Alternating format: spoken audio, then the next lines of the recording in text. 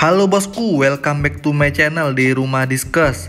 Nah, di sini saya akan bercerita sedikit pengalaman saya selama beberapa tahun terakhir memelihara ikan diskus. Nah, jadi teman-teman banyak sekali yang komentar, "Bang, gimana sih pengalaman Abang selama pelihara ikan diskus?" Nah, di sini saya akan berbagi sedikit pengalaman ya teman-teman. Jadi selama ini memang saya banyakkan itu mayoritas memelihara ikan diskus daripada ikan-ikan yang lain. Nah, jadi sebenarnya teman-teman, suka dukanya memelihara ikan diskus itu pasti ada ya. Setiap ikan diskus ataupun ikan hias lainnya, setiap ikan itu ada kekurangan dan kelebihan masing-masing. Nah, di sini saya akan bercerita sedikit mengenai pengalaman saya dalam memelihara ikan diskus. Nah, jadi sebenarnya teman-teman, pemeliharaan ikan diskus ini itu yang menguntungkannya. Ini keuntungannya dulu ya. Keuntungannya itu jelas ikannya itu bagus. Nah, jadi teman-teman nggak bosan-bosan untuk memandangin ikan diskusnya itu ya. Nah, dia kan nggak terlalu lasak lah, atau bahasanya tuh nggak giras.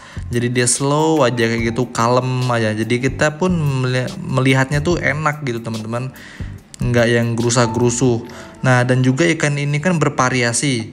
Nah, teman-teman kalau mau melihara itu cari yang untuk aquascape. Nah, contohnya saya kan kayak gini, pengalaman saya tuh ada beberapa akuarium yang terkhusus untuk aquascape. Nah, itu bagus. Jadi ada banyak sekali jenis ikan diskus dan warna-warni, ada red melon, golden dan lain-lain ya teman-teman.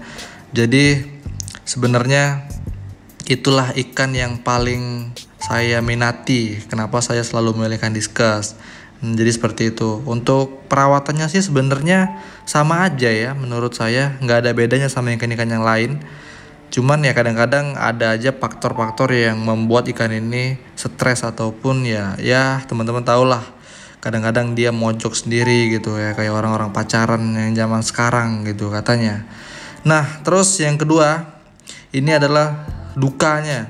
Dukanya tuh sebenarnya teman-teman, ikan diskus ini ikannya lemah ya. Jadi kita harus selalu mengganti airnya ini dengan air yang bersih.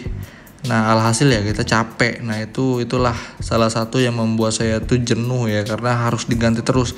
Kalau enggak ya nanti ikannya akan stres ya, karena faktor airnya yang ya bisa dibilang dia nih ketergantungan banget sama air dan suhu. Jadi kita harus benar-benar gitu ya teman-teman.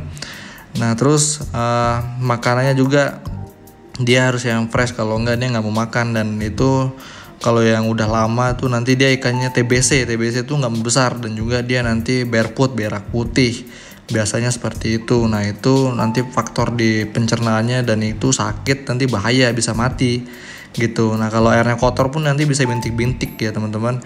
Nah, terus suhunya juga harus agak sedikit panas ya, karena ikan ini kan itu dia di udara tropis ya, jadi dia membutuhkan air yang sedikit agak panas gitu ya teman-teman.